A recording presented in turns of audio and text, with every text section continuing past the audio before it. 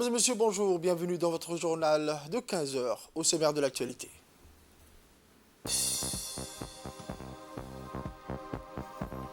Pour les titres, pour les nouvelles nationales, signature d'une convention historique en faveur des ménages à revenus modestes.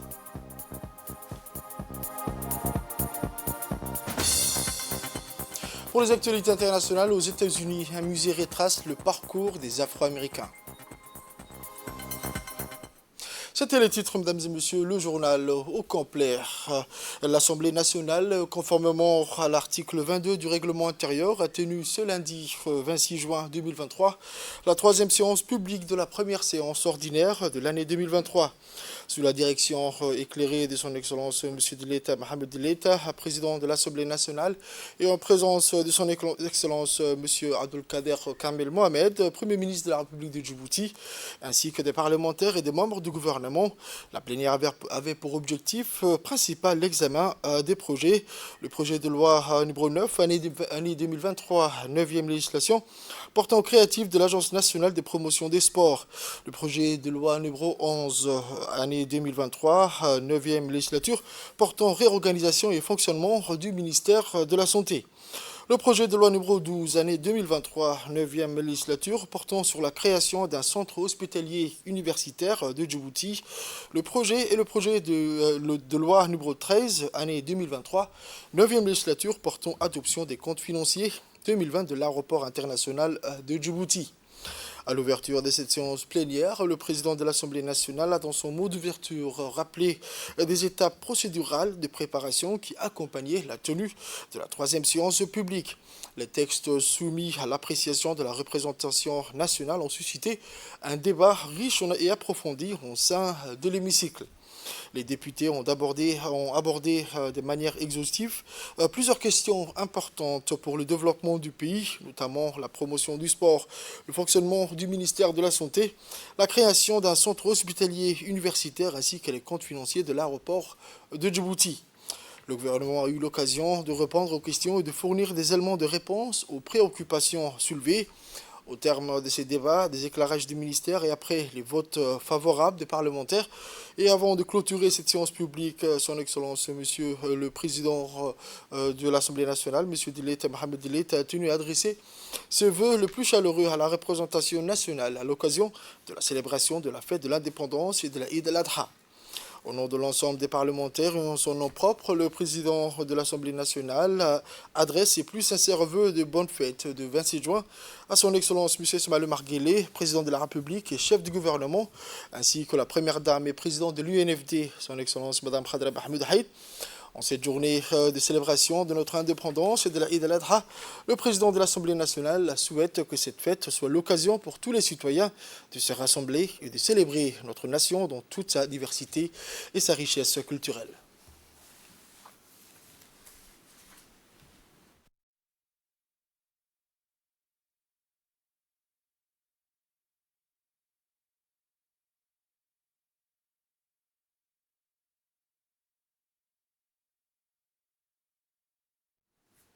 Actualité à la une de ce journal, je vous le disais dans les titres, sous l'égide du ministre des Finances et de l'Économie, accompagné de la ministre de l'Habitat et de la ministre des Affaires sociales et des Solidarités, le directeur général du Fonds de garantie a procédé ce matin à la signature d'une convention historique avec les directeurs des institutions bancaires conventionnelles de la place. Cette initiative vise à répondre aux difficultés rencontrées par les ménages à revenus modestes et ou irréguliers pour devenir propriétaires et à promouvoir l'accès au logement abordable. La convention signée marque une étape décisive dans le développement du marché du crédit immobilier en faveur des ménages modestes et prévoit l'extension du champ d'application d'un fonds de garantie existant au prêt à l'habitat. L'objectif ultime de cette convention est de donner aux ménages défavorisés la possibilité de réaliser le rêve de posséder leur propre logement. La signature de cette convention marque un tournant décisif dans la politique de logement du pays en mettant l'accent sur l'accès au logement abordable pour tous. Ce projet ambitieux vise également à soutenir des réformes structurelles visant à réduire les coûts de construction.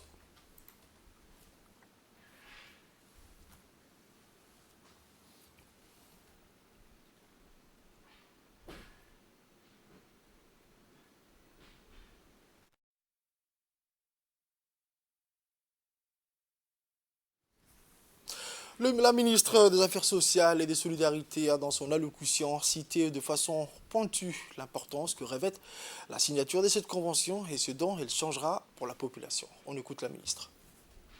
Je vais juste partager avec vous quelques chiffres. Je pense que le gouvernement, la Banque mondiale, la Banque centrale connaissent déjà ces chiffres. À Djibouti, vous ignorez les banques classiques d'une manière générale, ignorent 70% de la population djiboutienne. C'est une grande quantité. C'est vrai qu'il y a des risques de remboursement, c'est vrai que le revenu n'est pas là, mais c'est quand même 70% de la population qui échappe en fait, à ces banques. Et c'est vrai qu'au lieu de travailler avec la qualité, vous ignorez également à côté, je ne dirais pas tous, mais une grande partie de la quantité de ce que pourrait être un apport. Hein. Après tout, une banque, elle a un but commercial, on l'entend bien, mais 35% de la population djiboutienne est pauvre. Mais dire que c'est une population djiboutienne pauvre ne veut pas dire qu'ils n'ont pas de revenus. Ils ont un revenu. Malheureusement, c'est un revenu qui n'est pas forcément déclaré. C'est comme je le disais, 35% travaillent dans le secteur, sinon plus, hein, travaillent dans le secteur informel. Selon les chiffres, 75% de ces travailleurs informels sont des travailleuses en fait informelles. Et les statistiques l'ont démontré par le passé à travers le Fonds social de développement que les femmes, quand elles empruntent, 98% de ces femmes remboursent leurs prêts. La ministre de l'Habitat, Mme Amina Abdi Aden, a quant à elle déclaré que la donne dorénavant changera, que le gouvernement accompagnera à ce que chaque Djiboutien puisse avoir un logement à sa disposition. Comme vous le savez, la politique du logement comporte 4 axes et celui-ci est l'axe qui concerne le financement du logement. C'était aussi là où il y avait des contraintes à lever. Alhamdulillah, depuis quelque temps, ces contraintes, nous l'espérons, vont être levées avec les mesures qui sont en train d'être mises en œuvre.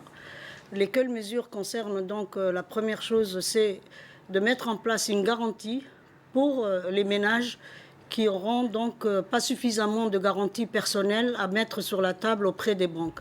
Nous savons que pour accéder à la propriété, il faut être aussi détenteur de ressources financières assez conséquentes. Et ces ressources, jusqu'alors, n'étaient pas possibles pour les ménages, surtout qui ont des revenus inférieurs à plus de 200 000 francs, Djibouti, je crois, entre 80 et 200 000 francs. Il y avait des contraintes réelles qui existaient pour l'accès au financement auprès de banques. Donc nous avons voulu, avec cette mesure, lever cette contrainte et c'est l'État qui se propose donc de garantir les prêts qui seront concédés à ces familles-là. Le ministre des Finances a lui aussi mis en exergue que ces projets d'envergure s'inscrivaient dans la vision Djibouti 2035, mais aussi dans le plan national de développement 2020-2024 Djibouti ici. On écoute le ministre Ilyas Moussa Dawale. Pas sans savoir que nous avons une vision à long terme appelée Djibouti 2035, qui est elle-même déclinée sur plusieurs plans d'action. Et nous sommes à la deuxième génération de plans d'action appelés ici. Djibouti ici, c'est l'inclusion, c'est la connectivité et bien sûr les institutions. Voilà les 3 piliers principaux portés eux-mêmes par 3 autres piliers transversaux. Mais je vais m'attarder rapidement sur les piliers inclusion. Nous savons à Djibouti, malheureusement, beaucoup de nos compatriotes sont encore exclus donc de l'opportunité d'être propriétaire de son logement. C'est un fait. Et ça, c'est un constat que nous avons fait et nous devons de corriger cela. Corriger, ça veut dire que le gouvernement doit également prendre les leads. Mais on sait que le gouvernement ou le secteur public tout seul ne sera pas en mesure de corriger la courbe s'il n'y a pas le concours de tout le monde. Quand je dis le concours de tout le monde, c'est entre autres, et peut-être en premier, le secteur privé et d'abord les banques de la place. Mesdames et messieurs, nous avons ici le directeur général du Fonds de garantie de Djibouti, M. Awad Ahmed Awad Bati. Monsieur Awad, merci d'avoir accepté notre invitation. J'avais une question concernant cette signature de cette convention. Quels sont les tenants et les aboutissants de cette convention? Pouvez-vous nous éclaircir un peu sur cette convention? Assalamu alaikum wa rahmatullah wa barakatuh. Je vous remercie de m'avoir encore une fois invité sur ce podium. Et tout d'abord, je vais saisir cette occasion pour féliciter, à l'occasion de la 46e anniversaire, le président de la République, chef de gouvernement, la première dame, présidente de l'UNFD, le gouvernement et le peuple djiboutien dans sa diversité pour les fêtes, bien sûr, de l'indépendance et aussi pour l'Eid al-Adha. Pour l'anecdote, il y a exactement 46 ans, j'étais habillé en drapeau et en ce jour du 26 juin, j'étais à l'actuelle place qui aujourd'hui loge l'UNFD et le lendemain matin, j'étais ici au niveau de l'RTD, toujours habillé en drapeau et l'après-midi, j'ai défilé au stade et j'avais que 12 ans. Maintenant, pour revenir au sujet qui nous intéresse, une convention de partenariat où un pas important a été encore franchi aujourd'hui. Mais avant de rentrer dans le détail par rapport à cette convention de partenariat, laissez-moi vous rappeler l'historique, un bref historique de notre institution qui a été créée en 2016 par le président de la République pour y remédier à l'accès au financement pour les jeunes entrepreneurs et les entreprises existantes. Moi-même, j'ai été nommé en 2018. Nous avons mis en place l'équipe en 2019 et nous avons, grâce à des conventions de partenariat, tout d'abord avec le Fonds de garantie marocain qui a aujourd'hui 74 ans d'existence et le Fonds de garantie turc qui a été créé, lui, en 1991, nous avons pu mettre en place les procédures, le système d'information et surtout, nous avons pu négocier, je peux dire, avec 6 banques de la place les premières conventions. Il était très important pour nous de mettre en place une convention qui, dans la mesure du possible, protégeait au mieux que ce soit les jeunes entrepreneurs ou l'entreprise existante. Donc nous avons aujourd'hui, le fonds de garantie peut se vanter d'avoir entre février 2020, parce que nous avons démarré en février 2020, en plein pandémie de crise de Covid-19, donc je disais le fonds de garantie peut se vanter d'avoir accordé à ce jour pratiquement 1 demi-milliard de francs djibouti, 154 bénéficiaires. Dans ces 154 bénéficiaires, nous avons 34 créations, ce qui n'est pas négligeable. Et pour juste finir sur ce sujet, nous pouvons aussi se vanter d'avoir un taux de faux qui avoisine le 0. Ce n'est pas pour autant qu'on n'a pas eu de faux, mais nous avons, grâce à restauration, ce qu'on appelle bancaire, faire en sorte que ces taux de faux ou les personnes, ou les jeunes entrepreneurs, en fait, qui n'arrivaient pas à rembourser, avoir un étalement plus important. Et aujourd'hui, tout est rentré par rapport aux entreprises. Aussi, un point très important, aujourd'hui, nous avons réussi à avoir des taux qui sont moins de 7%. Nous avons réussi à avoir des durées qui peuvent aller jusqu'à 7 ans. Et nous avons réussi à avoir des différés pour certains dossiers qui peuvent aller jusqu'à 12 mois. Voilà. Maintenant, pour revenir à la convention si importante qui a été signé ce matin, toujours avec 6 banques de la place, 6 banques conventionnelles de la place. Nous avons mis aussi les moyens. Qu'est-ce qu'on peut dire, ou qu'est-ce que veut dire avoir mis les moyens? Aujourd'hui, l'État djiboutien va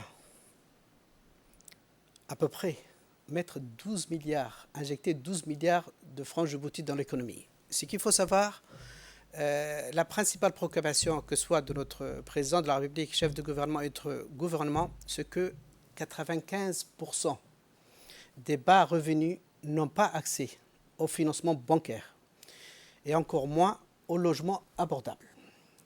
Donc, pour y remédier, nous avons mis en place ce produit et nous ferons en sorte que ce produit puisse, dans les 5 prochaines années, faire bénéficier 2000 familles. Voilà. Donc, maintenant, pour revenir juste rapidement, parce que le temps est imparti. Voilà. Donc, il s'agit de revenus modestes et ou irréguliers. On dit irrégulier, ça veut dire irrégulier. Ça veut dire, je vais prendre comme exemple que ce soit un chauffeur de taxi, un chauffeur de bus ou un restaurateur. Ça veut dire que cette personne n'a pas un CDI, un contrat à durée déterminée, mais un CDD. Ça veut dire qu'il peut aujourd'hui avoir un emploi comme demain ne pas avoir un emploi. C'est eux les personnes concernées ou visées par cette offre en fait. Hein. Et il s'agit des salaires compris entre 80 et 270 000. Comme je vous ai dit juste il y a quelques secondes, 95% de ces personnes n'ont pas accès aujourd'hui au financement bancaire.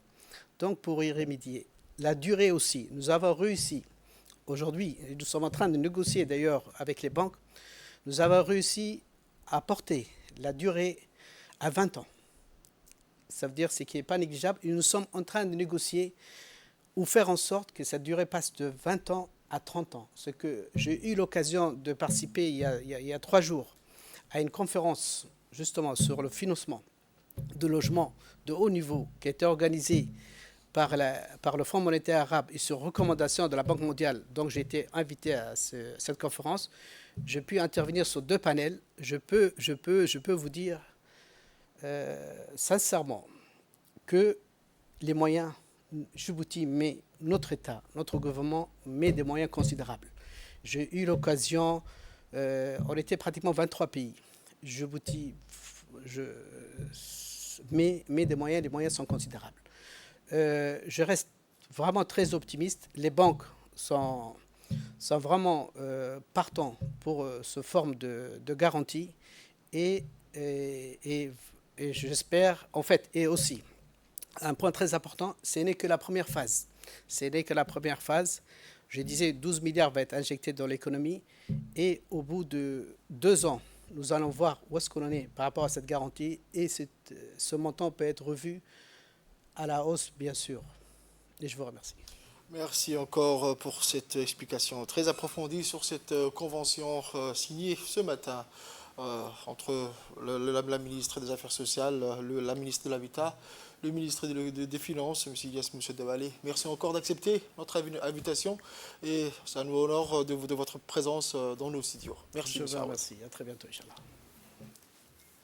Toujours dans les actualités nationales, à l'occasion de la célébration du 46e anniversaire de l'indépendance et en prévision de l'Eid al-Adha, le chef de l'État, son Excellence El Hadj Ismaïla Omar Guelleh, a signé un décret qui accorde une remise gracieuse de peine de 4 mois à 185 détenus de droit commun dans la prison civile de Gabod. 105 détenus condamnés à des peines d'emprisonnement fermes et qui ont purgé leur peine dans un établissement carcéral ont été libérés le samedi 24 juin 2023 de la prison. 30 autres prisonniers condamnés à des peines de plus de 4 mois d'incarcération vont quant à eux bénéficier d'une réduction de peine de 4 mois cette année, signalant que les 16 ressortissants étrangers, 8 Éthiopiens, 4 indéterminés, 3 Somaliens et 1 Yéménite en situation irrégulière dans notre pays et qui bénéficient de cette clémence présidentielle feront l'objet d'une expulsion vers leur pays d'origine. En effet, il s'agit d'une mesure d'indulgence présidentielle qui concerne uniquement des détenus condamnés par une décision définitive et purgeant leur peine dans un établissement carcéral de la République de Djibouti. Selon le décret signé par le chef de l'État, les bénéficiaires de cette mesure ne sont pas les détenus condamnés par les délits de détention illégale d'armes à feu, d'atteinte à la sûreté de l'État et d'agression sexuelle et viol, de trafic de stupéfiants, trafic des êtres humains, corruption, terrorisme, détention ou mise en circulation de faux billets de banque et récidive. Rappelons enfin que le droit de grâce est un pouvoir régalien qui appartient exclusivement au président de la République. Hier, l'entreprise éthiopienne de transport et de logistique maritime a célébré une étape importante avec l'arrivée de son navire Labaï 2 à Doralé Multipurpose, port de Djibouti. L'événement a été marqué par la présence de hauts responsables de Djibouti et d'Éthiopie, tels que le ministre des Infrastructures et de l'Équipement, M. Hassan Ahmed Ibrahim, l'ambassadeur extraordinaire et plénipotentiaire de la République fédérale démocratique d'Éthiopie, et M. Berhanu Zgey, le directeur de DMP, M. Jama Ibrahim Darar et d'autres personnalités de haut niveau, mettant en évidence l'importance de cette réalisation pour les relations bilatérales de la coopération commerciale. L'Abaï 2, nommé d'après la célèbre rivière d'Éthiopie, est arrivé au port djiboutien après un voyage de 16 jours depuis le port du Vietnam. Sous le rayon du soleil matinal qui baigne le port d'une lueur dorée, le navire élégant et imposant s'est amarré majestueusement, attirant l'attention de tous les présents. La vision de l'Abaï 2 a servi de puissant symbole de la compétence maritime de l'Éthiopie et de son engagement. La cérémonie a commencé par un discours d'ouverture prononcé par le directeur général adjoint du secteur maritime dans le temps de cette occasion mémorable.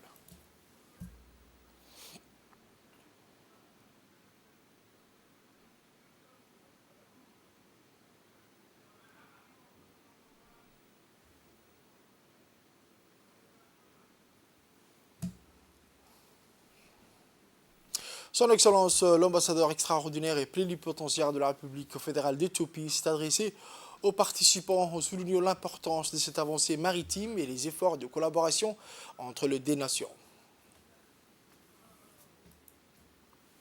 Le ministre de l'Infrastructure et de l'Équipement, M. Hassan Ahmed Ibrahim, a pris la parole pour prononcer un discours puissant mettant en évidence l'importance du développement maritime pour la croissance et de la prospérité des deux pays. On écoute. Le nouveau fleuron de la grande flotte de la République fédérale d'Éthiopie. Cette cérémonie n'en est pas la première, puisque des événements similaires se sont tenus dans ces mêmes lieux il y a quelques années. C'était en 2014, lors de l'inauguration de 9 navires et en présence de nos chefs d'État. C'est dans ces termes que le président Ismaël Omar Guelleh déclarait, je cite, « Djibouti fournit un service portuaire à l'Éthiopie, certes, mais ne considère pas fournir ces services à un pays tierce.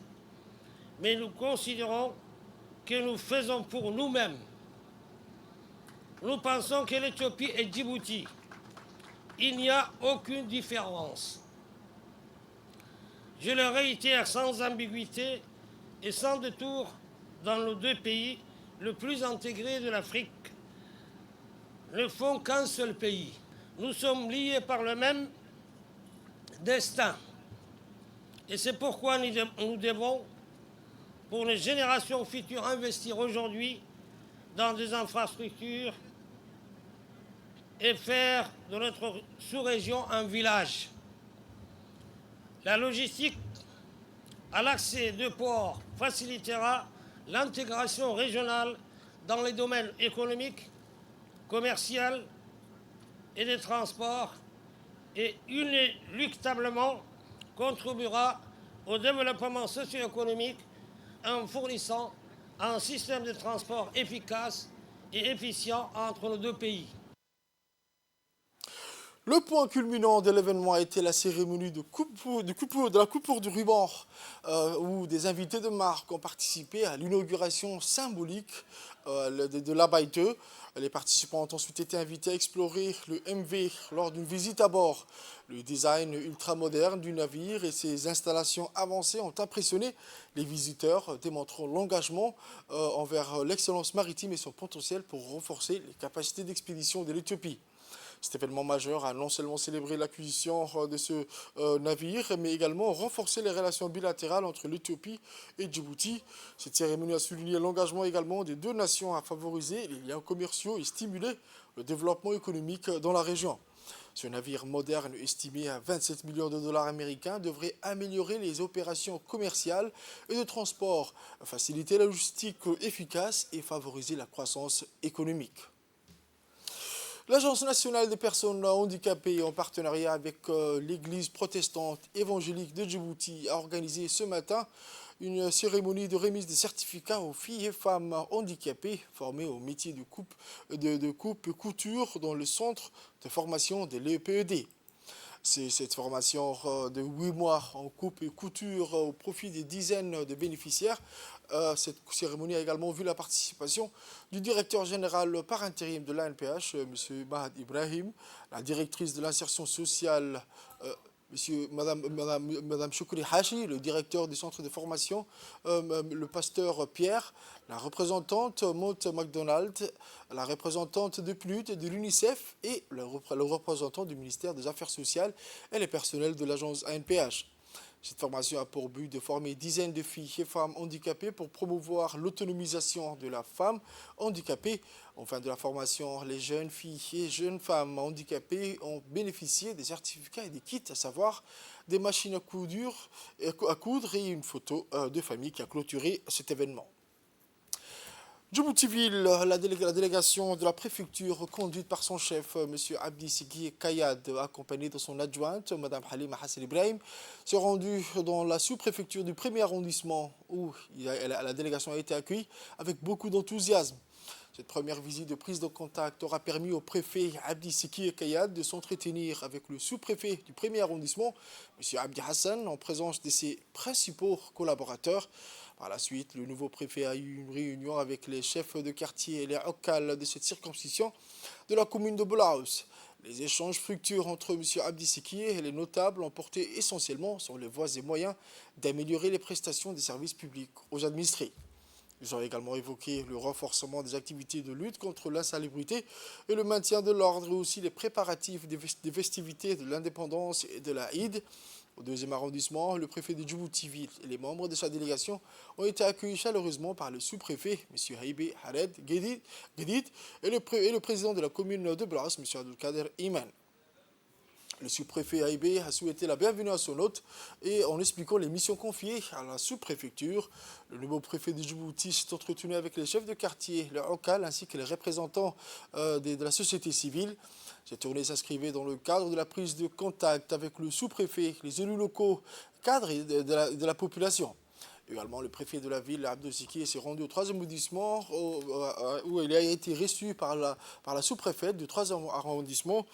La sous-préfète de la 3e arrondissement a pu constater les services rendus à la population pour répondre aux attentes des populations. L'autorité préfectorale de Djibouti a demandé à chacun de se remettre en question et de s'inscrire dans la nouvelle orientation gouverner autrement, travailler avec professionnalisme et patriotisme, observer la ponctualité, l'acidité et la productivité au poste de travail et générer les deniers publics en observant la transparence et la redevabilité.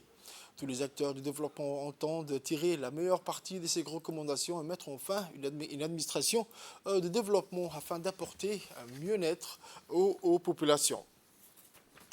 Autre nouvelle du pays, la direction générale et l'ensemble du personnel du Doralé Multipurpose Sport, le port de Djibouti SA, ont célébré aujourd'hui la fête de l'indépendance de notre cher pays.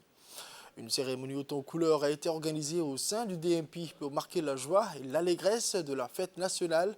Une cérémonie dédiée pour exprimer l'attachement des valeurs républicaines et le patriotisme de la direction générale et de l'ensemble du DMP et du PDSA. La cérémonie placée sous la haute autorité du directeur général du DMP et du PDSA, M. Jama Ibrahim Derar, a été célébrée sous le signe des valeurs de la nation, unité, égalité et paix.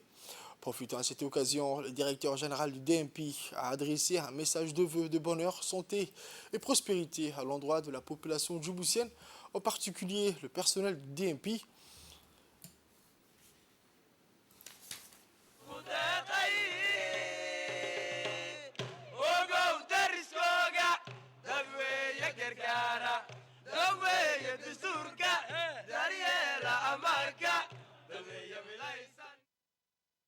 alxamdulilah waxaan u rajaynayaa dhammaan.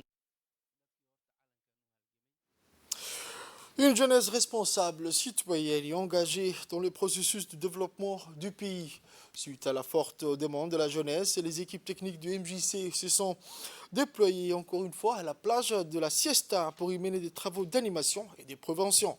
Au programme, des danses modernes et traditionnelles, des chansons, de la musique, des animations culturelles, foot et volleyball, peinture sur visage, etc., ponctuées par des séances de sensibilisation sur le civisme et le volontariat. La protection de l'environnement et la propriété furent également au centre de la prévention. La séance est d'ailleurs clôturée par un ramassage collectif des déchets et l'appel a continué tout au long du week-end pour prendre part aux grands travaux de nettoyage dans les communes à l'approche de la double fête, le 46e anniversaire de notre indépendance et la Eid al-Adha.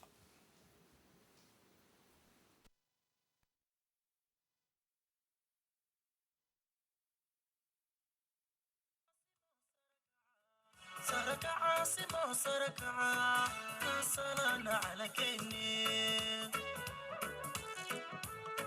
سرك ليله مرتبة دي شراب ما قعبت كله ما هذه والجو وسا زوم زوم زوم وسا لكو الفلو ولا توسا السلميتو دلولا جيان